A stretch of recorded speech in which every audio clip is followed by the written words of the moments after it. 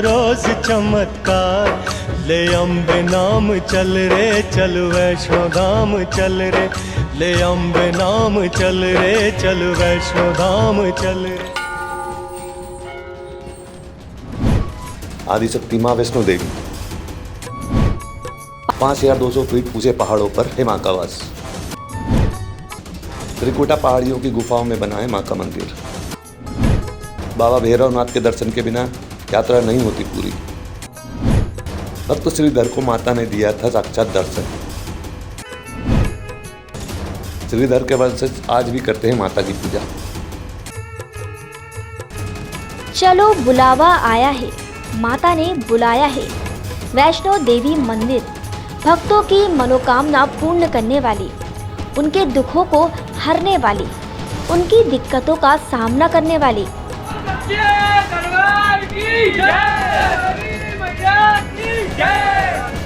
उन्हें संसार की सभी खुशियां प्रदान करने वाली शेरा वाली माता आदिशक्ति वैष्णो देवी माता है।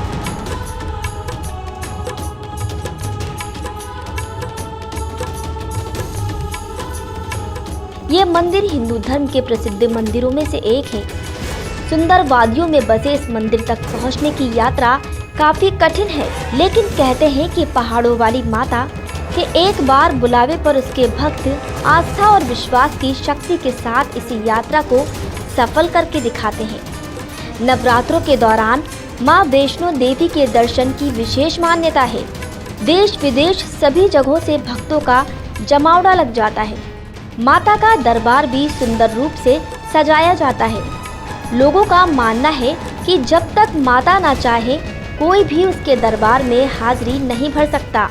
कहते हैं कि यहाँ आने वाले भक्तों की झोली भरती है माता। निर्बलों को बल, नेत्रहीनों को नेत्र, विद्याहीनों को विद्या, धनहीनों को धन और संतानहीनों को संतान का माता वरदान प्रदान करती हैं। वैष्णो देवी को माता रानी, त्रिकुटा और वैष्णवी के नाम से भी जाना जाता है। वैष्णो देवी को मां लक्ष्मी का रूप भी माना जाता है।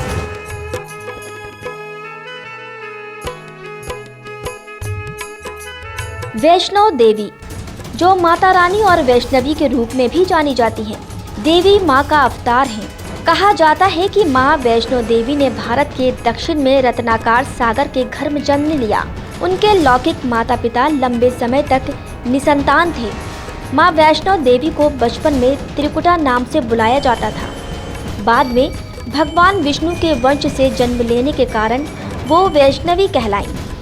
माता का ये मंदिर त्रिकुटा की पहाड़ियों की गुफा में बना हुआ है। करोड़ों लोग इस पवित्र गुफा के दर्शन के लिए हर साल आते हैं। माता की पवित्र गुफा सतह से 5200 फीट की ऊंचाई पर बनी है। कहा जाता है कि तीर्थ यात्रा करते समय मां वैष्णो देवी का आशीर्वाद हमेशा उनके साथ बना रहता है। वैष्णो देवी का मंदिर हिंदू देवियों को समर्पित एक मंदिर है जो जम्मू और कश्मीर राज्य के त्रिकुटा पर्वत श्रृंखला के कतरा में स्थित है।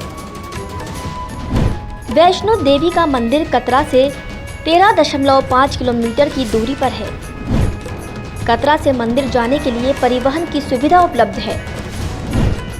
श्रद्धालु पालकी और इलेक्ट्रिक गाड़ी से मंदिर जा सकते हैं, जिसमें 2 से 4 लोग आसानी से बैठ सकते हैं।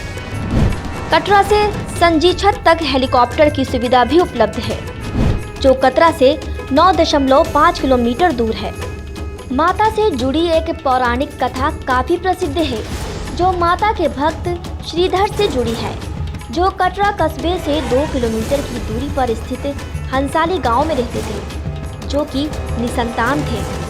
उन्होंने संतान प्राप्ति के लिए नवरात्रि में कुंवारी कन्याओं को बुलवाया, जहां अपने भक्त को आशीर्वाद देने के लिए मां वैष्णो भी कन्या वेश में उन्हीं के बीच आ बैठी। फिर क्या था, पूजन के बाद सभी कन्याएं तो चली गईं, पर मां वैष्णो देवी वही रहीं और गरीब श्रीधर से बोली, जाओ पूरे गांव को अपने घर भंडारे का निमंत्रण दे आओ और साथ ही भैरवनाथ और गोरखनाथ को भी निमंत्रण देने को कह दिया।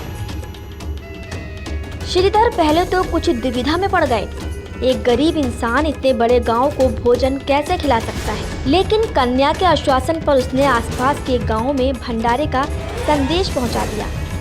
साथ ही वापस आते समय बीच रास्ते में श्रीधर ने गोरखनाथ और बाबा भैरवनाथ को भी भोजन का निमंत्रण दे दिया। निमंत्रण के अनुसार सभी एक एक करके श्रीधर के घर में एकत्रित हुए। तब कन्या के रूप में वहां मौजूद मां वैष्णवी देवी ने एक विचित्र पात्र से सभी को भोजन परोसना शुरू किया। भोजन परोसते हुए जब वो कन्या बाबा भैरवनाथ के पास गई तो उसने कन्या से वैष्णव खाने की जगह मांस भक्षण और मदिरापान मांगा, लेकिन ये तो संभव नहीं था। कन्या रूपी देवी के समझाने के बाद भी भैरवनाथ हट करके बैठ गया। बाद में जब भैरवनाथ ने उस कन्या को पकड़ना चाहा, तब मां ने उसके कपट को जान लिया और तुरंत ही वो वायु रूप में बदलकर त्रिकुटा पर्वत की ओर उड़ चली। भैरवनाथ भी उनके पीछे गया।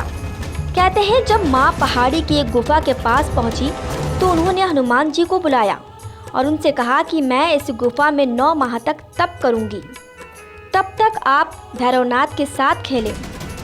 आज्ञानुसार इस गुफा के बाहर माता की रक्षा के लिए हनुमान जी भैरवनाथ के साथ 9 माह खेले। आज के समय इस पवित्र गुफा को अर्धकुंवारी के नाम से जाना जाता है। कहते हैं उस दौरान हनुमान जी को प्यास लगी, तब माता ने उन्हें आग्रह पर धनुष से पहाड़ पर बाण चलाकर एक जलधारा निकाली और उस जल में अपने केश धोए। आज ये पवित्र जलधारा बाणगंगा के नाम से जानी जाती है। जब भी भक्त माता के दर्शन के लिए आते हैं तो इस जलधारा में स्नान अवश्य करते हैं।